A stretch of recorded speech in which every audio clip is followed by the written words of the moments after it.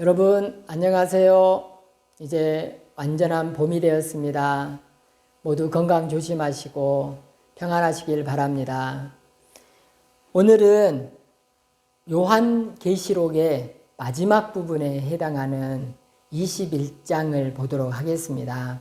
물론 22장도 있습니다만은 오늘은 새 하늘과 새 땅 그리고 새 예루살렘에 대해서 한번 살펴보도록 하겠습니다. 이제 사탄은 다 그 존재 자체가 없어지고 평안한 그런 이제 모습만 계속 나오게 되는데요. 이 평안이 오기까지 얼마나 많은 괴로움들, 힘든 세월 이런 것들이 있었는지 모릅니다. 그런 세월을 다 거친 하나님의 자녀들, 성도들이 이제 어떤 은혜를 누리는지 그거에 대해서 보도록 하겠습니다. 먼저 21장을 딱 피면은 제목에 조그마한 글씨로 나오지요. 새 하늘과 새 땅 이렇게 나오죠. 그리고 21장 말씀도 이렇게 이제 돼 있습니다. 또 내가 새 하늘과 새 땅을 보니 처음 하늘과 처음 땅이 없어졌고 바다도 다시 있지 않더라. 이렇게 기록되어 있습니다. 요한이 환상을 봤는데 기존에 있던 세상이 다 이제 없고 새로운 하늘, 새로운 세상, 새로운 땅이 나타난 거예요. 이거에 대해서 요 부분만 따로 이렇게 읽어보면은 5절에 또 있습니다. 5절을 제가 읽어보겠습니다. 보좌에 앉으신 이가 이르시되 보라 내가 만물을 새롭게 하노라 하시고 또 이르시되 이 말은 신실하고 참되니 기록하라 하시고 만물을 새롭게 하셨어요. 그리고 이것을 확실하게 기록까지 하래요. 그 말씀은 이건 약속이에요. 이건 속일 수도 없고 변경할 수도 없어요. 무조건 이거는 딱 그 말씀이에요. 성취돼야 되는 거예요. 또 20장 11절에 보면은 뭐라고 기록되어 있냐면은 또 내가 크고 흰 보좌와 그에 앉으신 이를 보니 하늘 땅과 하늘이 그 앞에서 피하여 간데 없더라. 하늘과 땅이 없어졌대요. 그러니까 지금 새 하늘과 새 땅 이거에 대해서 몇 번을 언급을 하고 지금 있는데 이것이 기존에 있던 세상이 다 새롭게 완전히 바뀐 것인지 우리 몸이 그렇잖아요. 우리 몸이 죽어요. 죽어서 무덤에 묻히고 뼈가 돼서 다 없어져요. 그리고 나서 부활이 된다고 그러거든요. 마지막 때 우리가 부활이 됩니다. 그래서 살이 있고 부활된 몸으로 이제 하나님 나라에 가게 되는데 그렇게 생긴 몸, 새 하늘과 새 땅, 세상이 완벽하게 새로 만들어지는데 우리 몸처럼 그렇게 되는 것인가? 이거에 대해서 이제 사람들이 궁금해합니다. 새 하늘과 새 땅은 완벽히 다 사라지고 새로 만든 것인가? 아니면 기존에 있던 것들이 새롭게 변화되는 것인가? 이거에 대해서 궁금해해요. 어쨌든지 간에 결과 한번 보겠습니다. 새 하늘과 새 땅이 됐다. 우리 몸이 죽어서 뼈가 돼서 다 분해돼서 흙이 돼버렸다. 그리고 부활이 됐다. 그러면 그 부활된 몸과 예전의 내 몸은 다른 거예요. 같은 게 아니에요. 또 새하늘과 새 땅이 됐다고 쳐봐요. 기존의 것이 갱신이 됐던 새롭게 새 창조가 됐던 확실한 건 기존 거가 아니에요. 그러니까 기존 거가 갱신됐느냐 뭐 새롭게 바뀌었느냐 새롭게 창조됐느냐 이게 중요한 게 아니라 우리 몸도 그렇고 새하늘과 새 땅도 그렇고 다른 거예요. 다른 거. 기존 거하고는 비교가 안 되는 거예요. 그런데 여기서 구분이 되는 게 하나 있는데 바다가 없어졌대요. 그러니까 사람들은 그 바다가 없어지면 어떻게 되는 거야? 그러면 물고기는 안 먹는가? 배는 없어지는가? 이렇게 생각하시는데 그런 차원이 아니고 그 전의 장에서 뭐가 나와 있냐면 바다 안에서 뭐가 나오냐면 짐승이 나오거든요. 사람들을 해하고 믿는 자들을 괴롭히는 그 짐승이 나오는 바다가 없어졌다는 뜻이지 새하늘과 새 땅에는 바다가 없나 봐. 이렇게 생각하시면 안 돼요. 그런 차원이 아니에요. 그러니까 그 새 하늘과 새 땅에 바다가 있냐 산이 있냐 그런 게 중요한 게 아니고 그 새로 만들어진 세상은 성도들에게 주기 위해서 누리라고 만드는 곳이구나 이렇게 생각하셔야 돼요. 쉽게 말하면 에덴 동산 같은 거죠. 에덴 동산에 아담이 살았잖아요. 에덴을 왜 만드셨냐면 아담 보고 살으라고 만드는 거예요. 아담이 거기서 누리며 살으라고, 그 많은 것을 누리며 살으라고 만드는 것처럼 새하늘과 새 땅은 성도들에게 선물로 주기 위해서 만들어 놓으신 거예요. 우리는 나중에 거기 가서 누리는 거예요. 또 새 예루살렘이 나옵니다. 새 예루살렘은 9절에서부터 나오기 시작하는데 새 예루살렘을 설명할 때 뭐라고 그러냐면은 제가 한번 읽어보겠습니다. 7 대접을 가지고 마지막 7 재앙을 담은 7 천사 중 하나가 나와서 내게 말하여 이르되, 여기서부터요. 이리 오라, 내가 신부 곧 어린 양의 아내를 너에게 보이리라 하고, 천사가 지금 안내자가 된 거예요. 안내자가 돼서 앞으로 일어날 어린 양의 모습을 보여주겠대요. 그런데 그 어린 양의 모습이 10절에 나옵니다. 성령으로 나를 데리고 크고 높은 산으로 올라가 하나님께로부터 하늘에서 내려오는 거룩한 성 예루살렘을 보이니. 천사가 누구를 보여주겠다고 데리고 갔냐면 어린 양의 신부, 쉽게 말하면 성도예요. 성도들을 보여주겠다고 데리고 갔는데 거기에서 하늘에서 내려오는 것이 있었으니 그것이 바로 새 예루살렘이었던 거예요. 그러니까 성도가 새 예루살렘이에요. 성도 한 사람 한 사람이 모여서 새 예루살렘이 된 거예요. 예루살렘 그러면 제일 먼저 뭐가 떠오르세요? 하나님의 임재의 도시, 성도, 거룩한 도시, 성도. 우리 성도를 말하는 게 아니고요. 그게 떠오르잖아요.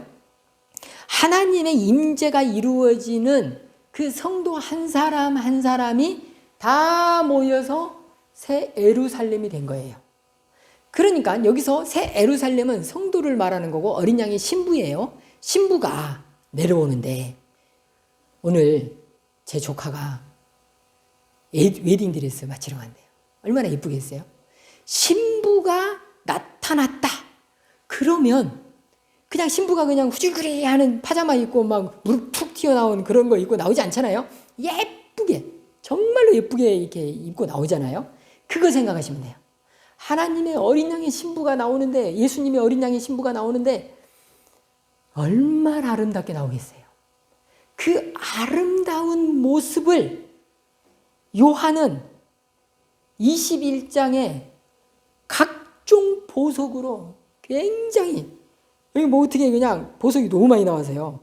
그냥 대표적으로 11절만 읽어보면은 하나님의 영광이 있어 그 성에 비추이니 그 귀한 보석 같고 벽옥과 수정같이 맑더라.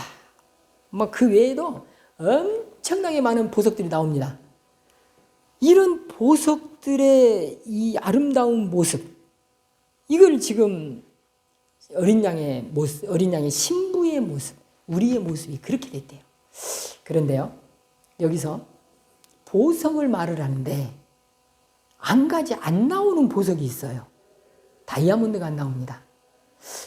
이 요한이 살던 시절에 다이아몬드라는 보석을 본 적이 없나 봐요. 우리는 봤는데, 저도 실제로 본 적은 없고 TV에서 봤죠. 자기가 본 게 그 이제 설명을 자기가 본 것으로 설명을 해야 되는데 그 아름답고 빛나는 다이아몬드를 본 적이 없으니 그거를 기록을 못했던 거예요. 이 아름다운 세상에 있는 자기가 아는 모든 보석을 다 동원해서 설명하는 거예요. 그 자기가 본 그 모습을. 그렇게 아름답대요. 우리로 치면 제가 봤다면 이렇게 썼겠죠. 우와, 황금 같고 다이아몬드 같고 사파이어 같고 막 이렇게 설명했겠죠. 제가 본 게 그런 것이니까. 요한은 그 시절에 본 가장 아름다운 것으로 설명하고 있습니다. 이 새 예루살렘과 새 하늘과 새 땅은 새 예루살렘이 새 하늘과 새 땅을 누리라고 하나님께서 선물로 주신 거예요. 이 두 가지가 다 아름다워요. 너무너무 아름답다는 거예요, 지금. 이 21장에 나와 있는 이 모습은요, 너무너무 아름다운 거예요. 거기서 사는 사람들, 거기서 사는 세상 다 아름다워요. 그것을 뭐라고 설명하냐면은 4절. 제가 읽어보겠습니다. 모든 눈물을 그 눈에서 닦아주시니 다시는 사망이 없고 애통하는 것이나 곡하는 것이나 아픈 것이 다시 있지 아니하리니 처음 것들이 다 지나갔음이라라. 새하늘과 새 땅이 왔기 때문에 이제 처음에 있던 것들은 싹 사라졌어요. 이제 앰뷸런스, 또 소방차, 경찰차 없어요. 그런 차가 존재하지 않아요. 긴박한 상황 없어요. 가슴이 막 두근두근거리고 저거 저렇게 되면 어떻게 하지? 이런 가슴 졸임 없습니다. 눈에서 눈물이 없어지고 얼마나 아름다운 세상인지 몰라요. 그런데 우리는 좀 이게 편안한 대한민국에 사니까 그런 느낌이 안 올지 모르지만 요한이 살던 시절의 성도들은요, 언제 죽을지 모르는 거예요. 지금 요한은 교회 지도자가 잡혀갔어요. 유배돼가지고 섬에 잡혀 있는데 아무도 가지 않는 그런 섬이에요. 주민들도 몇 명 살지도 않는 그런 섬이에요. 그것도 동굴에 있어요. 집에 있는 것도 아니고. 그렇게 교회가 핍박을 받고 있는데 얼마나 힘들게 살아가는데 이 계시록에 기록된 것을 요한이 편지로 써가지고 그것을 아시아에 있는 교회들한테, 아시아라고 그러니까 또 우리 아시아라고 또 생각하실까 봐 또 걱정입니다. 소아시아라는 지역이 있어요. 그곳에 있는 교회들한테 보냈어요. 이것을 받아본 성도들은 이 21장과 22장을 읽을 때 얼마나 아름다울까, 얼마나 설레일까. 내가 내일 로마 군인한테 잡혀서 죽는다 하더라도 21장과 22장에 있는 말씀이 이게 하나님께서 기록하라고 약속까지 하셨으니, 명령까지 하셨으니 얼마나 확실한 약속인가. 이걸 생각했을 때 기분이 너무 좋을 것 같아요. 아주 기대가 되고 내가 내일 죽더라도 이런 세상을 하나님께서 주실 것이구나. 이런 마음이 된다면 정말 행복하고 위로가 됐을 거라고 생각됩니다. 이게 단순히 위로를 주기 위해서 그렇게 주신 게 아니고 이 땅에서도 우리의 애통함을 들으시는 하나님, 하나님의 통치를 받는 우리가 새 예루살렘이 될 것인데 그것을 지금 이 땅에서 또 연습도 해야 됩니다. 우리가 하나님으로부터 오는 많은 위로와 그 돌보심을 직접 여기서 느끼며 살아야 돼요. 그런 사람들이 정말로 이제 새하늘과 새 땅, 새 예루살렘이 됐을 때 그때 정말 누릴 수 있는 거예요.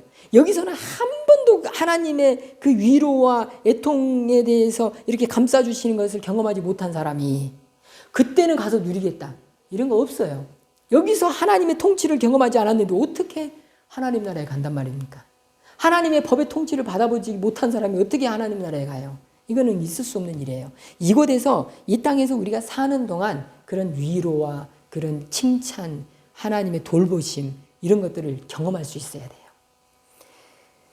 그러면은 이제 새 예루살렘에 대해서 지금 이 요한계시록 21장에서 거기에 굉장히 많은 부분을 할애하고 있거든요. 그걸 설명하고 계셔요. 새 예루살렘이 어떤 곳인지.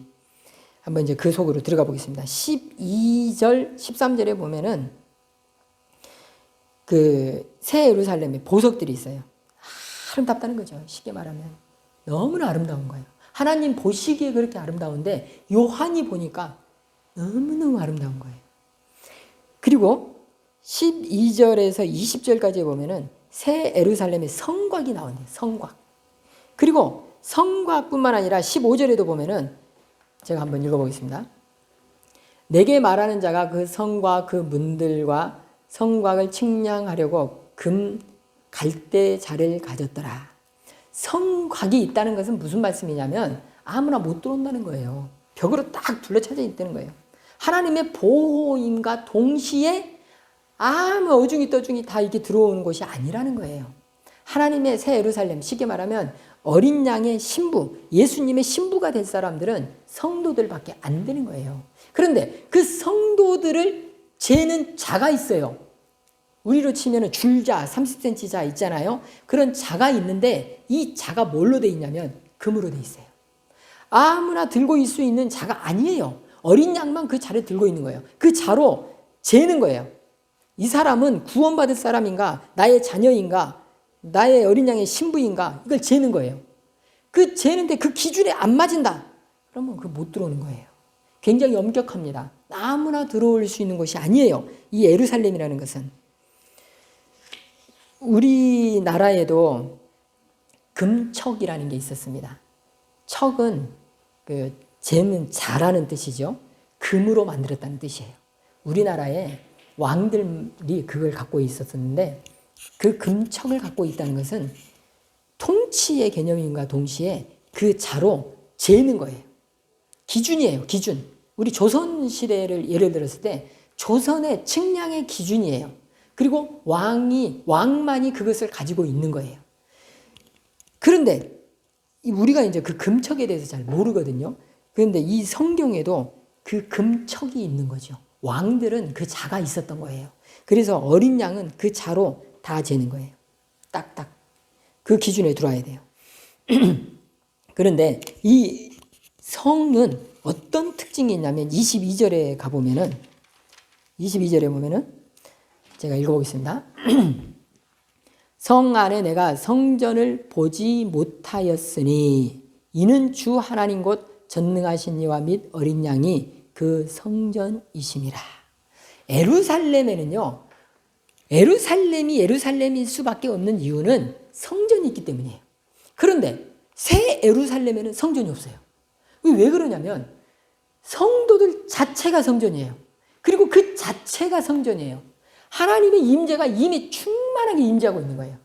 예전에는 성전에 하나님의 임재가 있었고 그곳에서 하나님을 만날 수 있었어요. 그러나 이제 새 예루살렘에서는 그럴 필요가 없어요. 모두가 다 하나님의 임재하시는 곳이에요. 모든 성도들이. 성도 자체가 성전이 돼 있어요, 이미. 그렇기 때문에 성전이 필요가 없어요.